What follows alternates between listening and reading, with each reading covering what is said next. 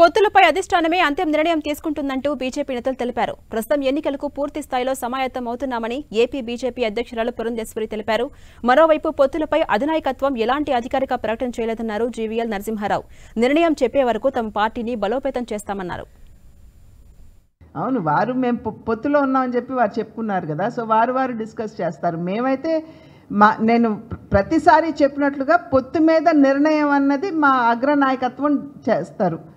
వారు చేసిన తర్వాత మాకు తెలియజేస్తారు. భారతీయ జనతా పార్టీ ఆంధ్రప్రదేశ్లో ఏ విధంగా ఎన్నికల్లో ముందుకు వెళ్ళాలి అన్నది జాతీయ నాయకత్వం నిర్ణయిస్తుంది. ఎన్నికల పోటీకి సంబంధించిన అంశాన్ని జాతీయ నాయకత్వం భారతీయ జనతా పార్టీ రాష్ట్ర నాయకత్వానికి తెలియజేస్తుంది. ఇప్పుడు మేము ఎటువంటి కార్యాచరణ పాటించాలి అన్నది నేను చెప్పా కదా. మేము ఒక జాతీయ పార్టీగా ఈ రాష్ట్రంలో ఇండిపెండెంట్గా నిర్ణయాలు ఉండవు. జాతీయ పార్టీ వారు ఇచ్చేటువంటి గైడ్ లైన్స్ ప్రకారం భారతీయ జనతా పార్టీ రాష్ట్రం పనిచేస్తుంది, రాష్ట్ర శాఖ.